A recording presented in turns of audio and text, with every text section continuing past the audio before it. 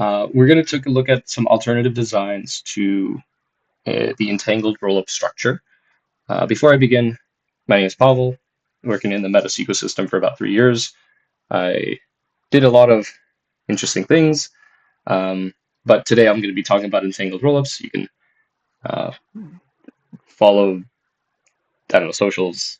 I have like the same username across like all platforms. So the Discord username, Discord username that you see, you can follow it as well, just to see like anything that I'm up to. What is ZKM? Before we answer what is ZKM, we want to take a look at what settlement is. We take a look at finalization. You can take a look at what Kraken deems what a blockchain is finalized for. They have a set amount of confirmations. Upon reaching those confirmations, then your assets are unlocked. So finalization is very variable, and it's definitely like a big topic in terms of like, okay, what is considered final? When is a transaction considered settled and can no longer be reverted? So Kraken has their own interpretation, but there's also like different blockchains like Cosmos and Polkadot that have also have their own versions of finality, including like gadgets and finality gadgets, they call them. And yeah, essentially, we want to ensure that a transaction that gets executed can no longer be reverted.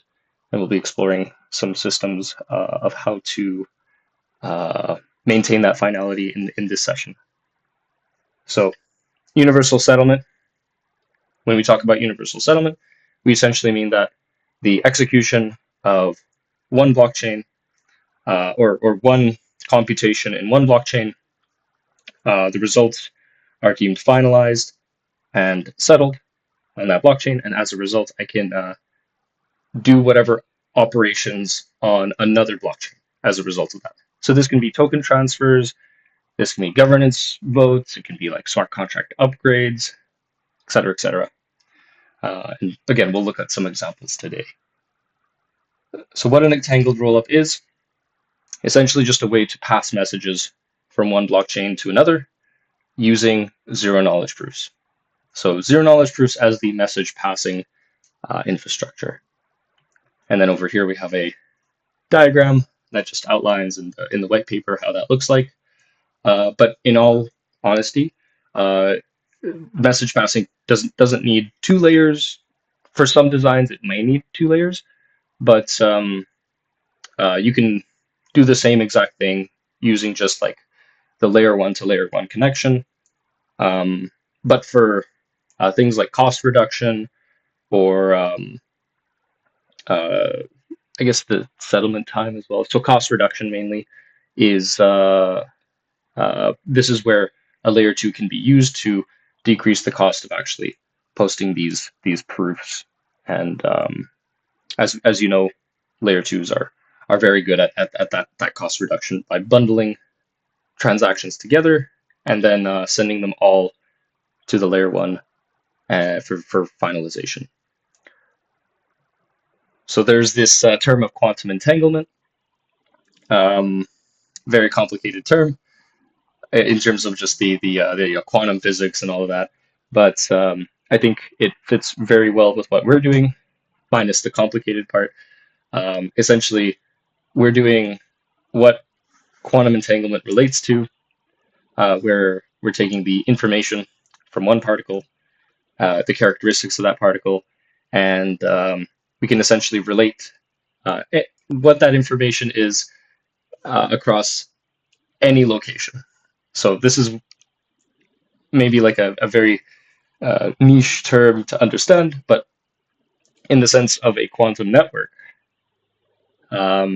this is basically just a message that you can then relay different properties of that message across various different blockchains. So it doesn't matter which blockchain you execute this, it can be essentially propagated or relayed to a completely different blockchain using these ZK proofs. So you don't need to have like anything in between, any type of connections in between. You could just communicate entirely via these ZK proofs. And as a result, this execution is basically guaranteed to be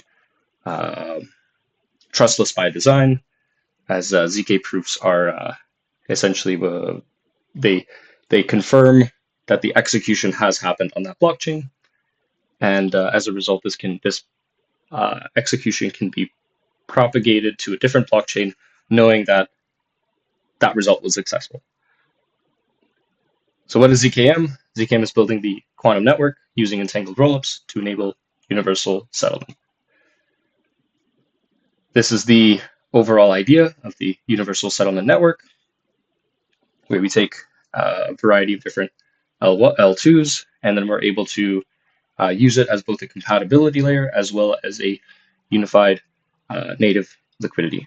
So keep in mind that we can integrate existing L2s that exist, and this is entirely modular. So it's an opt-in process, and we'll also explore like different ways where people can opt in to participate in this unified native liquidity via these L2s. So what is a bridge? All it is transferring data from one blockchain to the other.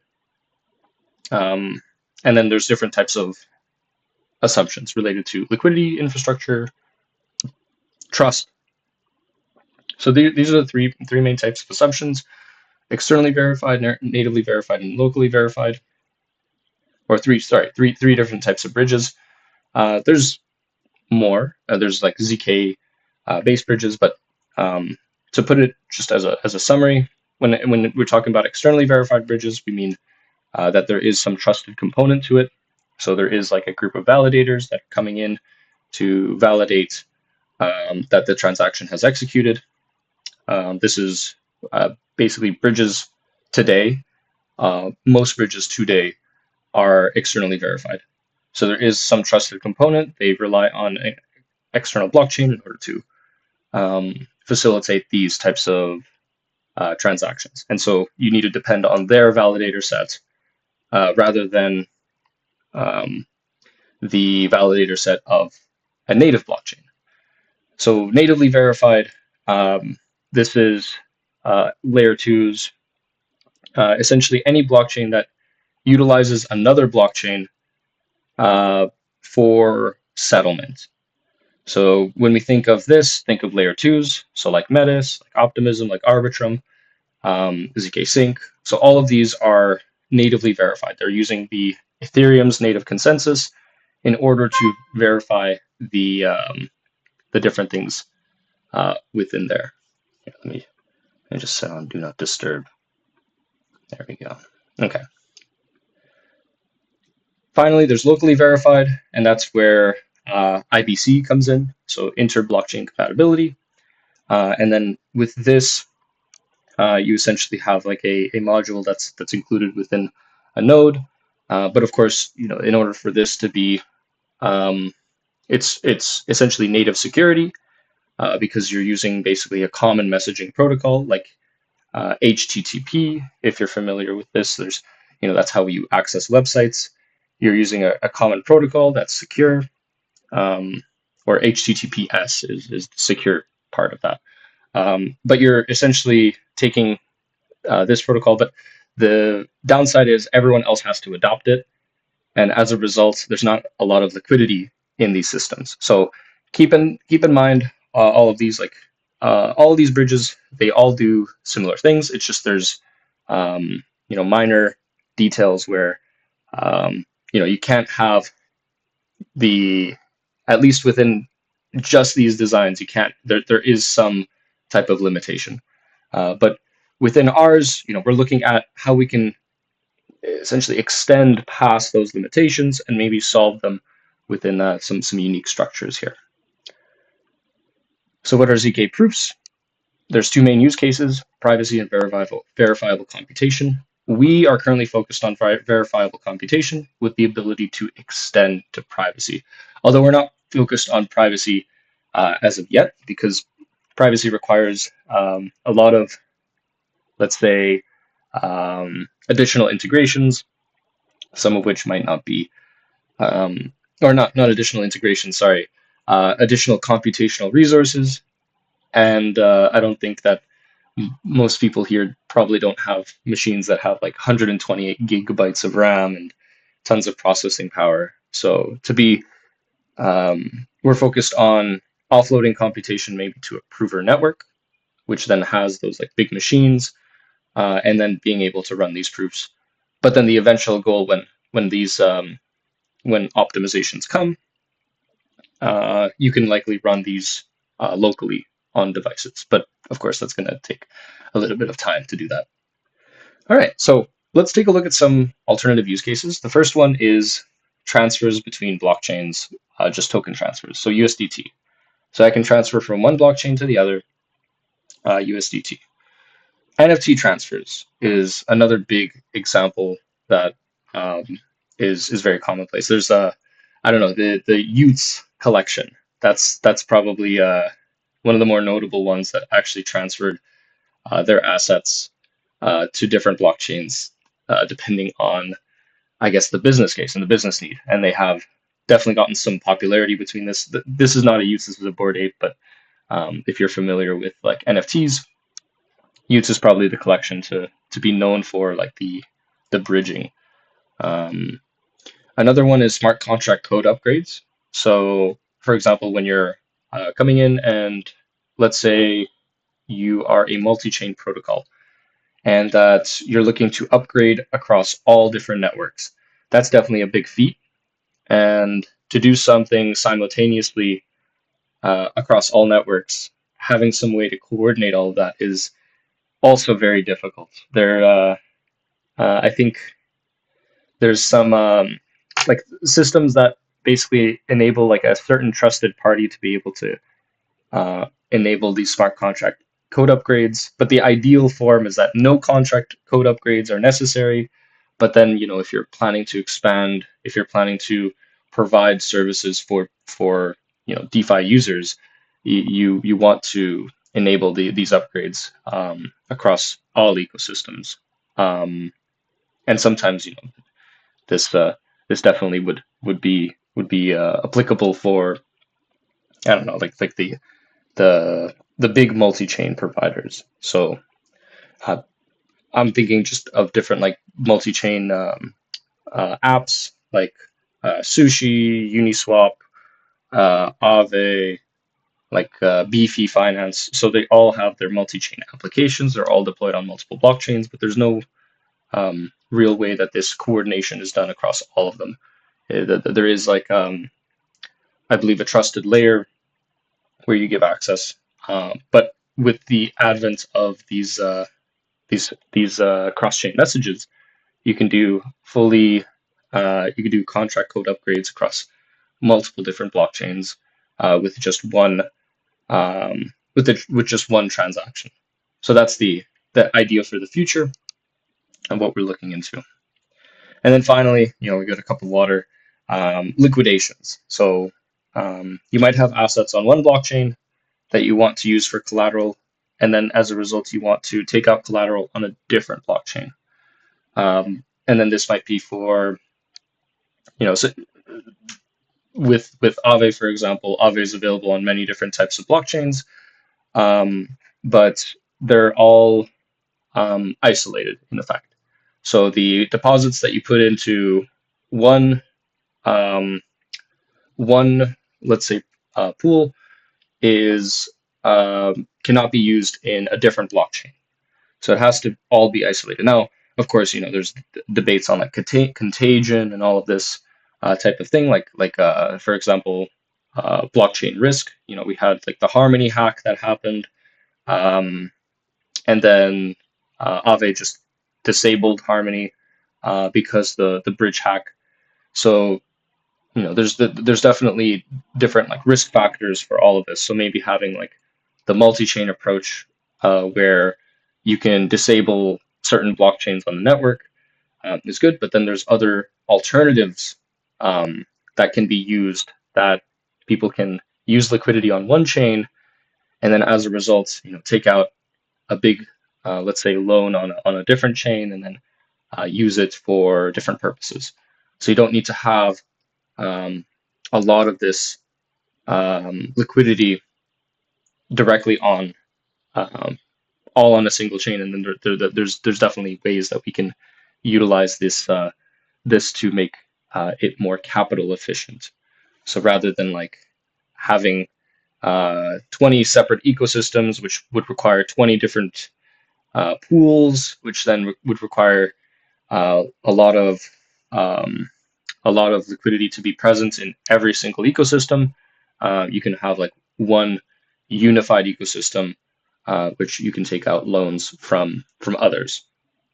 So this is at least the idea. Better for liquidity optimization, and then better fees, better returns, et cetera, et cetera. So then we're going to go over a little bit of challenges. First, we have three main challenges that we're actually looking for help with. If you're interested in any of these concepts, definitely it would be good to talk more if you have something to write about or different things related to these. But decentralized relay, ZK-VM interoperability, and finality parameters. So first is the decentralized relay. This concept is we have like a single um, essentially way to communicate between one blockchain and the other. So right here we have one arrow that signifies the connection between one blockchain to the other. Now let's say whatever reason the relay goes down.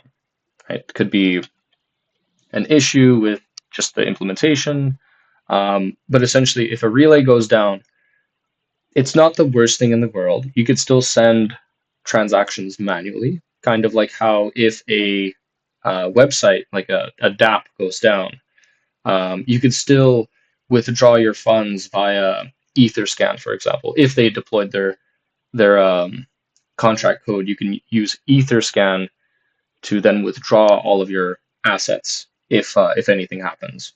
But in this way, right, this is a big usability part where nobody here is going to manually create or generate a proof.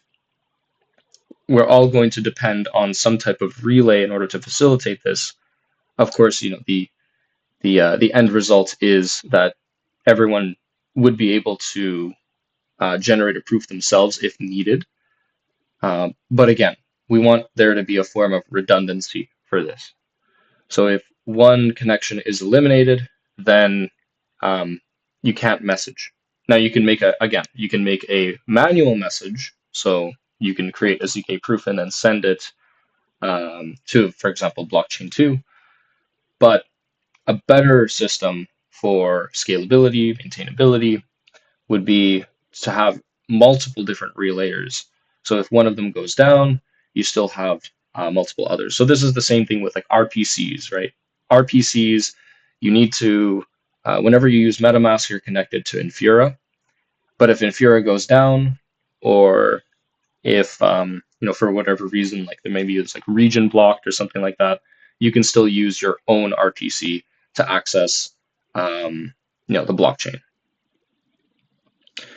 The other point is ZK VM interoperability. So how do we communicate from Ethereum to Movement or vice versa?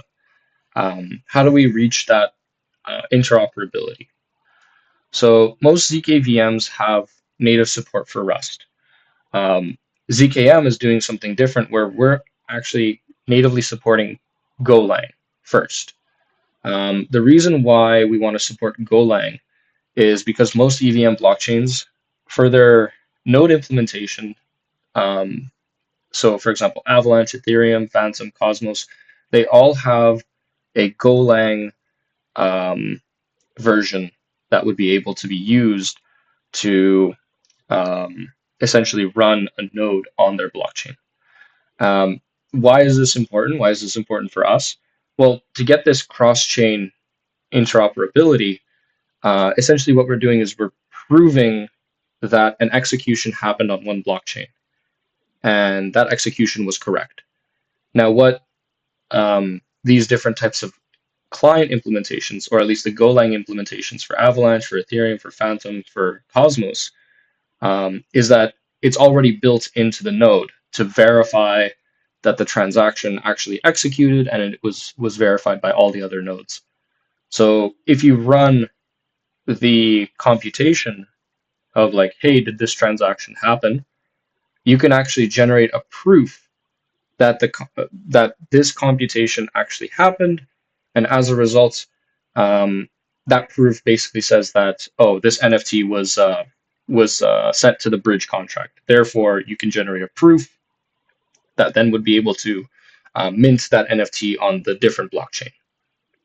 Or same thing with tokens, same thing with smart contract code, same thing with governance activities. So the reason why we're specifically targeting Golang is because a lot of projects already natively support Golang within their node implementations, which is a big requirement for actually verifying and proving that the transaction happened and it was correct within the confines of their EVM system. That being said, there is a need to have native multi-language support. So we hear LLVM. LLVM, it's not a virtual machine. It's a cross compiler. So it basically can compile down like anything to any type of let's say binary. So it can take C++ code and compile it down to something that your machine can run. Now, it's still a little bit away. Most implementations, again, only support either Rust or, in our case, Golang. But in the future, we will see this cross-chain, or cross-platform or cross-language compilation. So I can essentially write it in any type of language. It doesn't matter that it's in Rust or it's in Golang or it's in C++ or et cetera, et cetera. I can still generate a ZK proof of that code. But because, again, most implementations of nodes are done in Golang, that's why we wanted to support that first, because we're focused on the bridging aspects. Finally, we have finality parameters. So Kraken basically set these values. So Ethereum, you need to have 70 blocks to be executed to reach what they say is a finalized state.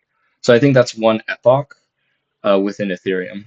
Ethereum Classic needs around 2,880 blocks, or about 12 hours, to reach finality. And this is because Ethereum Classic has had some essentially 51% attacks related to their proof of work system. So someone was able to double spend or had the potential to double spend. I think they did. Not sure, but definitely that they were attacked at one point. Did have that 51% attack. So Kraken introduced this longer finality specifically for Ethereum Classic, so that they don't give out money where the transaction could be reverted. So we have to think about both sides of this relationship. So from Ethereum to Ethereum Classic, as well as Ethereum Classic to Ethereum. So from Ethereum to Ethereum Classic, I only need to wait 14 minutes or 70 blocks in order for this finality to be assumed guaranteed, right? The finality is a big beast of like, oh, well, it could be depending on these circumstances. But a safe bet is saying that, okay, after 70 blocks, I am basically saying that this transaction can no longer be reverted. And as a result, I can then be able to generate my proof and then send that to Ethereum Classic to then be executed. The same can't be said for Ethereum Classic, right? I can't wait 14 minutes or 70 blocks because there's a different type of finality assumption. So I have to wait instead 2,880 blocks. And then only after 2,880 blocks were committed, above my transaction. So I posted a transaction, I waited 2,880 blocks, and then I can generate my proof to then be sent to Ethereum. So this is what we mean by like finality parameters, and every chain has its own unique, finality, where um, there's like there's definitely different ways of handling this, but every single chain, essentially, what you should get out of this is that every single chain has its own unique way of handling this finality um, within their blockchain. So whether it be decentralization, like hey, is this sufficiently decentralized? Is this 51% attackable? All of these risks are risk factors. So there's different finality for different chains, and we need to maintain a unified finality. So we need to have like a way to specify this chain when it gets integrated has this level of finality. So there's many different ways of actually doing this. So for example, we can say we can essentially integrate a blockchain and say, you know what, every blockchain that gets integrated will have a static finality. So maybe there's a minimum of 100 blocks or 1,000 blocks or something like that.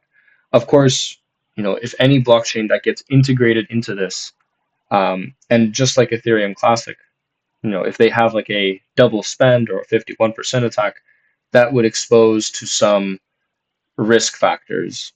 So potentially you can generate a ZK proof that you've sent assets to this to the bridge address, but those assets weren't actually finalized, and as a result, transaction was reverted. So now you have assets on both chain A and chain B. So you have assets on both Ethereum Classic and Ethereum, which is definitely something that we're looking to avoid. The other case, and there's definitely more than just these two, is dynamic finality. And this is where we have the Aave style governance within this. So we have chain A, where we can specify certain finality parameters specific to chain A. So we can say there's this amount of blocks need to be committed before we can accept any transaction. Of course, this needs to be managed on a case-by-case basis and likely through some type of governance system. So as we can see in here, this is actually the Aave v3 on Ethereum, and we can see over here we have different assets in which some of them can be used for collateral, while some of them can't. Some of them are also isolated, so you can make deposits, but you can only use certain assets as collateral for those deposits. So it's the in these types of systems, Aave governance, or it's decided by their risk management team. So by Gauntlet, um, on like the what assets can be used as collateral and what assets cannot. And so why Aave is seen as the super secure DeFi protocol is because there's a active way that people are using these risk management tools, and then basically setting parameters based on this. So my interpretation is that dynamic finality um, will be the go-to. But of course, there can be maybe there's opportunity for static finality. Maybe there's a way where you don't have to be voted in. A chain doesn't have to be voted in every time it wants to participate in this type of system of unifying liquidity. That it can essentially, just opt in, and it doesn't have to go through a governance vote for this. So there's definitely many different types of interpretations. In same way how cross-chain lending is can add like some certain risks such as contagion. Um, there might be risks for this as well, but then the risks might be very minimal in in some alternative designs.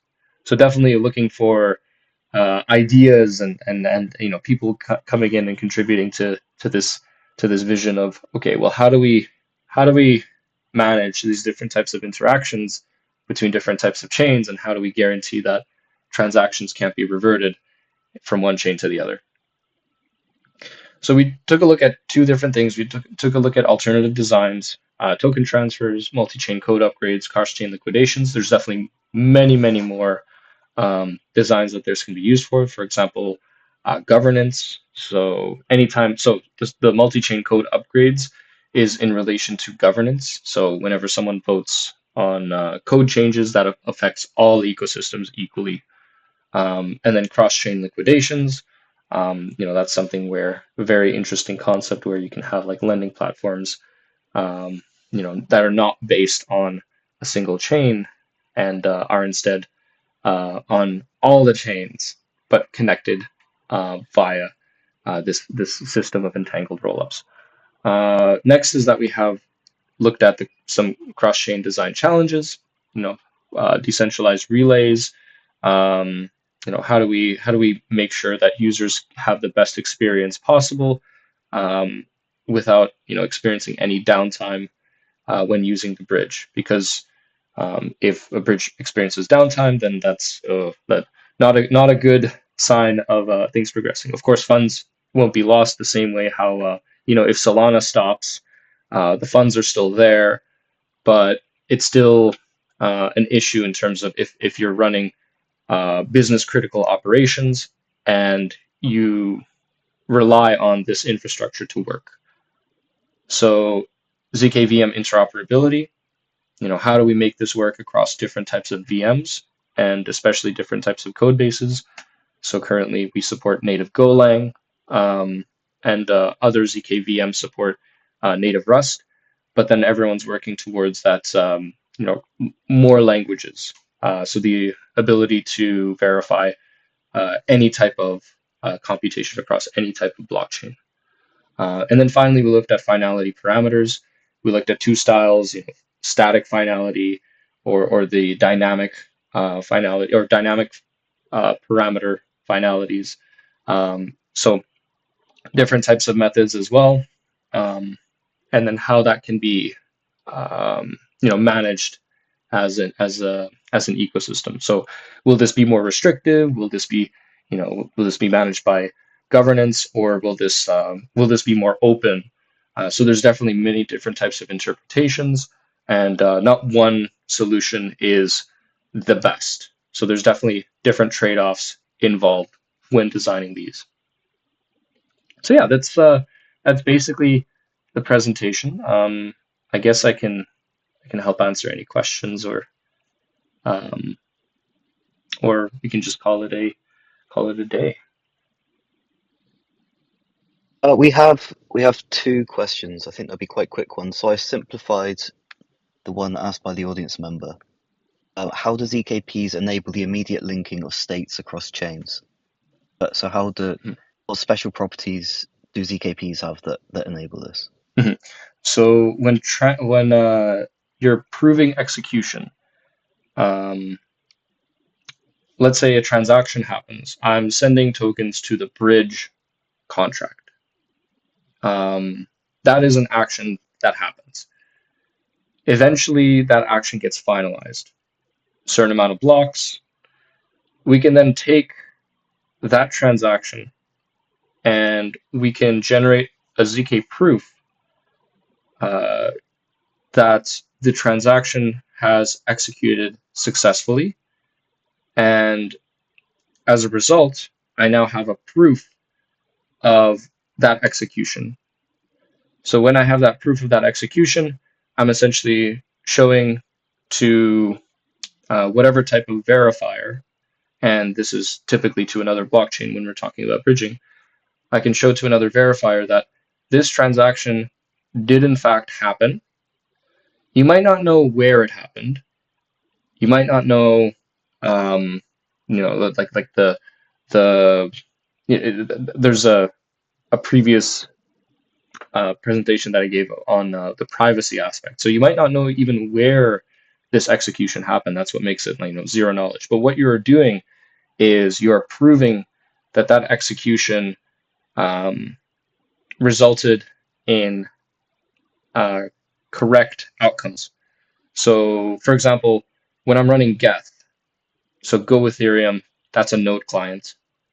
I then can, in order to sync with the blockchain or sync with all of the other nodes, I essentially pull transaction data and execute it myself on every single operation. So I'm executing this transaction locally every single time I'm pulling transaction data. So in this case, the ZK proof would essentially prove that that execution was correct, and then I can send that off to any other blockchain, saying that here's the code that I'm running, here is the execution result, which if successful, it generates a ZK proof. And then from that, using that ZK proof, I can post that proof to any other blockchain. Cool. Yeah, it makes perfect sense. And I actually had a question. So you said that we're optimizing for Golang initially.